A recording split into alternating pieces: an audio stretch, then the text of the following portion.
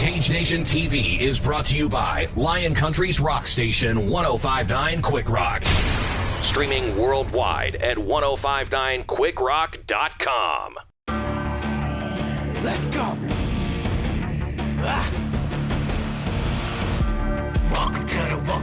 Welcome to the Cage Nation. Welcome to the Cage Nation. Welcome to the Cage Nation.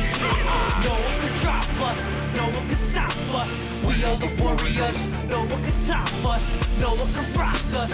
We are the warriors, no one can drop us, no one can stop us. We are the warriors, no one can top us, no one can rock us. We are the warriors.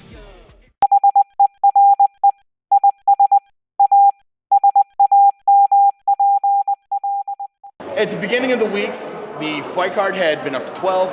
As of yesterday, when Handsome Jim Archer and I did the podcast, it was down to 8. Yep. Today it's down to 5. Well, okay, you don't have that. Yes. A lot of times in mixed martial arts, on the regional scene, you'll fight 10, 12, 14 fights. Yeah. And various reasons can affect it. Commission cannot like the fight, or medical, or a fighter backs out, or Correct. a fighter misses weight, Correct. or illness strikes. It can be a variety of reasons that prohibit a fighter from fighting on a card. The fight card did not go down the way Pinnacle FC had wanted to go down, but Matt still put on the show. Matt was saying that people made a plan to have a fight. Yes. He was going to go on the show and put on the fight, and 5 great fights it was. you know, at any point he could have pulled the card on that. Yeah. I still think the 5 fights we got as a fight fan, I mean, doing the journalism is one thing, but as a fight fan at the core, I think the 5 fights we got were absolutely incredible. Those 5 fights started with Phil Robb versus Sean Rawl. Rawl came out extremely aggressive in the opening bout. You know, you can't really talk about a fight longer than it actually happened. Exactly. First round was really aggressive. It looked like he overwhelmed them, and it was just, from there, the pressure was too much. It was definitely a swarm pack. Yeah. So, like, punches and punches, maintain pressure. And it worked. It did work. And in round 1, a minute 48, the guillotine submission was secured. Now, do you say guillotine or guillotine? Depends on who you talk to. I say guillotine. Okay, I say guillotine too. It makes me sound pretentious, and I'm all about being pretentious. I'm not really. I just say guillotine. Fight number 2, Ashton Nimdari versus Noah Devore. Devore clearly was a wrestler. Yes. The only way you could have told he was more of a wrestler was if he would have worn a big shirt that says, "Hi guys, I'm a wrestler." I usually don't like to make too many comments regarding situations because I don't want to offend someone. Okay. When does a corner say, all he wants to do is take you down, the first thing he's going to do is not strike, he's just going to shoot, throw an uppercut or something, you know? Right. And it was like he's like, I know I'm going to get taken down, I'm not going to defend it. And the tactic didn't work. Right. I'm not trying to be offensive, I'm not trying to be rude, I'm just saying, you need to be cognizant of what's coming at you. So if you know you're going to fight a guy that's going to take you down, sprawl, brawl, whatever you're going to do. From where I sat, Devore's shots were very effective. He telegraphed that we knew he was going to open every round with a shot, but it was all part of the game plan. I think whenever Nimdari... They were a little bit further away than I wouldn't have thought they would come from that far away. You know, there was enough time to react. If you can witness something and you can say, but why aren't you? And I get it, it's easy to play armchair general, Monday morning quarterback, but defending that, like when you're looking at it, it's like, why aren't you if I have enough time to think about it, and you're in there seeing it. I think where Devore ended up with his single legs. Once he had that single leg, he was able to direct Nimdari, you're going to go here, you're going to go there. I couldn't tell you if that was part of the strategy or not. It was effective in the heat of battle. First round ended with Devore really utilizing leg locks. And for amateur fighters in PA, I haven't really seen anyone try to utilize a knee bar like that one had. And he realized that he's only allowed to have a straight leg lock to his hands. So heel hooks would have been bad. Ankle locks, I think, would have been bad. What about a calf slice? If it's straight on. Okay. As long as it's straight on. Round 2, again, that big shot. But Nimdari had some really good scrambles, and he tried to make effective use of trying to counter that single leg. Mm-hmm. He was trying to. I kept hearing for his corner calling for a Darce choke, which. Just looking at your notes here, just checking it out. No, I'm listening to you. Okay. He kept calling for a Darce choke, which I couldn't see where that was set up, but I mean that's what a corner's there for. to identify from a different perspective. Here's where your opportunities are. Here's where you should be attacking. Round 3, Nadari was warned for it was a 12-6 elbow to the spine. I mean, there's the 3 to 9, but then there's the 12-6. I guess that the rules say you have to warn against it. I don't understand why. I think a 3 to 6 is just as effective as a 12 to 6 is just as effective as a 3 to 9. If I can kick you in the head while you're standing, why can't I kick you in the face when you're on the ground? I'm not trying to diminish it. I'm not trying to say that the rules may change or anything. I'm just saying that Joe Rogan has a very good diatribe on why they do that. Yeah. Like the 12 to 6 elbow, something about a guy doing karate or something, like smashing down through all these blocks, and that was such a deadly strike. Yeah. Well, lucky enough, No DeVore was okay, ended up winning the bout by unanimous decision. Okay, third fight in the round. Third fight in the series. Josh Frem took on Jose Martinez. What a fight. Oh, here's some good shots back. I like that fight a lot. Here's where credit needs to be given. We all know, and we saw from the weigh-in pictures, Josh Frem is a tall dude. Yeah.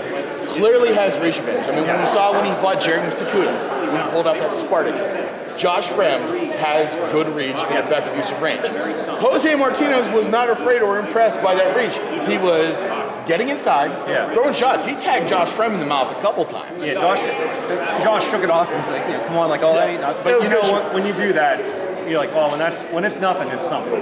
Rodrigo Dam. Yeah. So, okay, so I thought the fight was great. Yeah. Josh Frem ends up lifting Jose Martinez in the air, brought him straight down from the stratosphere, straight to the mat. Oh, it was beautiful. So round 1 ends. Round 2, another big slam.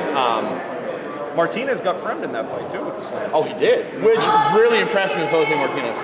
Martinez was like a pit bull, you know, like a guard dog. Yeah.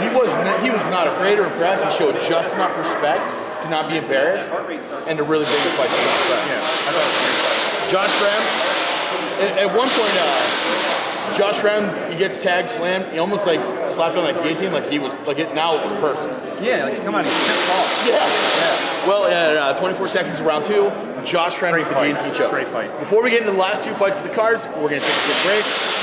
We're here at the Syria Shrine in Cheswick, Pennsylvania for Pinnacle FC 13. We'll be right back. Your wedding, your home that you want to sell, or those moments of glory in competition are once-in-a-lifetime moments that you want to make sure are captured perfectly, right? Rob Lynn Photography is that specialized professional service with the care of a trusted friend. Rob Lynn has been capturing those special moments for over 12 years and has a passion for his craft that is unparalleled. Every bride deserves to have her wedding photos look like magic. Every home seller wants their property to be shown in the best light, and every competitor wants their glory to be relived for years to come. Visit www.roblin.org to view Rob's portfolio of unbelievable portraits, or give Rob a call at 814-932-9515 and let the man himself listen to what you need and allow him to work his magic. Rob Lynn Photography, online at www.roblin.org, or call him at 814-932-9515. 814-932-9515. All right, we're back to the last 2 fights of the Pinnacle FC Challenge Series 13 card. Anthony Romero versus Fadi Shulman.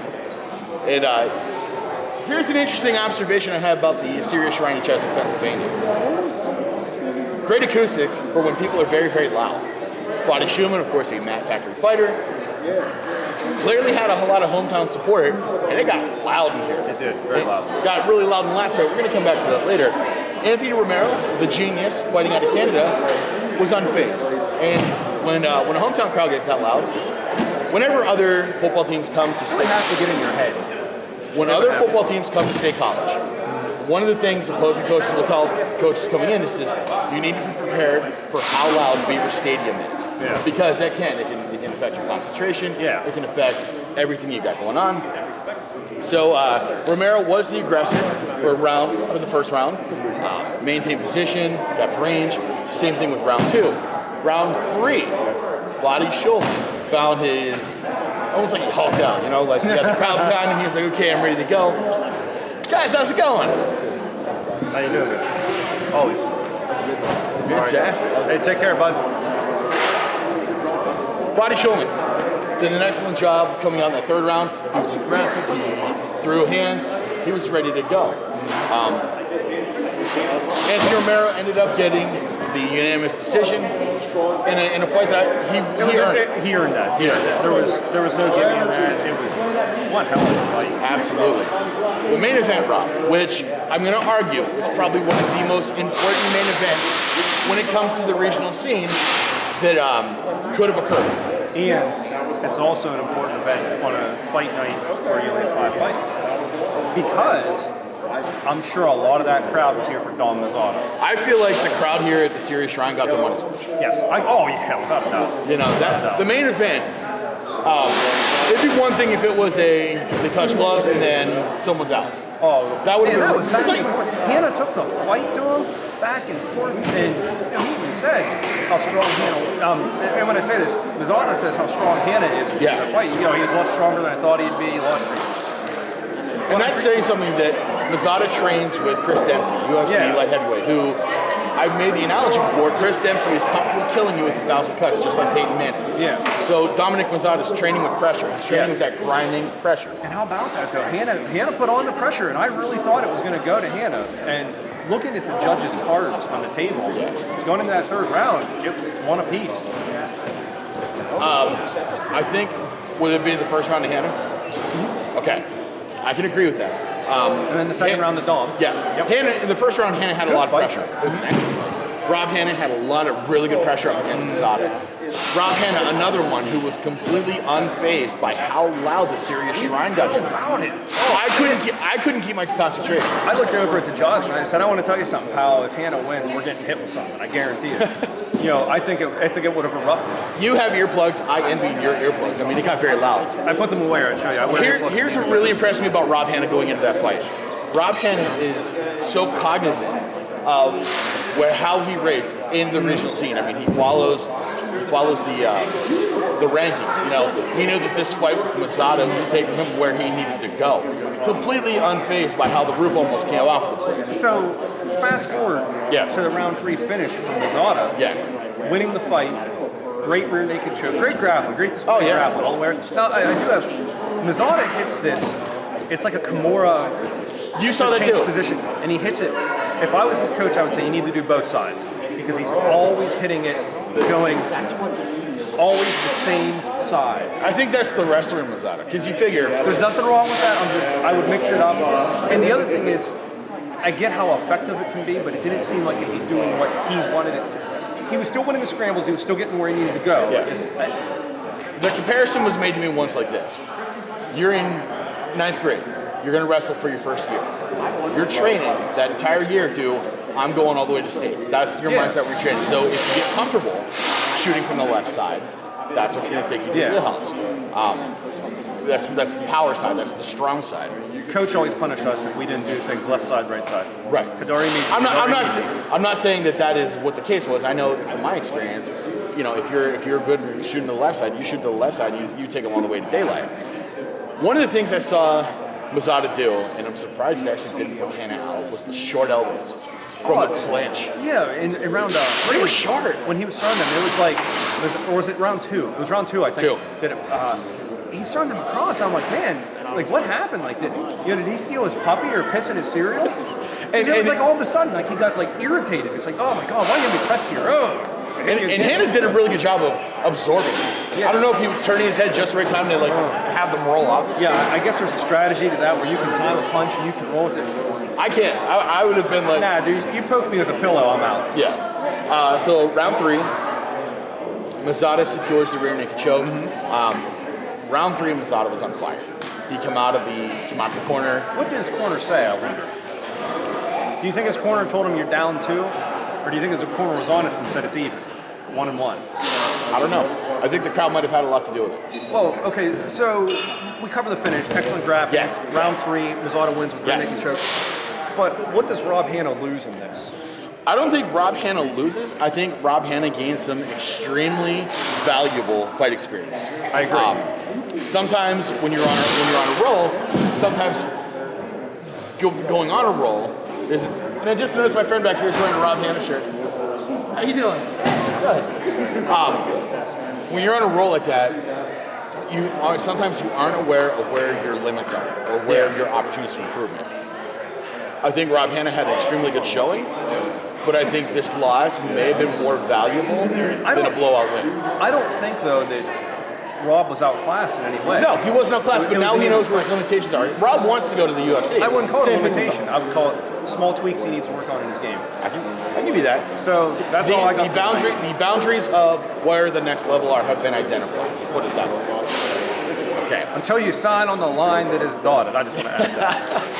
So that's all we got for you. Yeah, well, I want to thank Pinnacle FC. I want to thank Matt Leishak, Joe Demore, Dave Click, Dave McKinney for really having us here to be a part of this. I mean, this main event has so many important implications to the regional scene. Mark Jericho left a very big gap when he retired.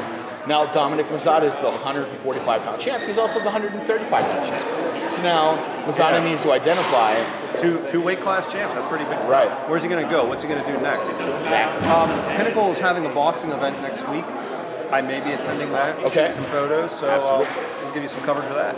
Combat sports in Pittsburgh is really heating up. Yeah, for sure. Again, thank you. Weather change. Yeah. Again, thank you very much for Pinnacle for having us here. It was a great event. I'm sure the next one's going to be just as awesome. Thank you to all of our brothers. I thought I saw Leishak in the bathroom, the background. I was going to point it out. Okay. Go ahead. Look behind. Yeah. Cut that out. I will do. Cage Nation TV, again, big thanks to Pinnacle. We'll see you guys next time. Take care. Let's go.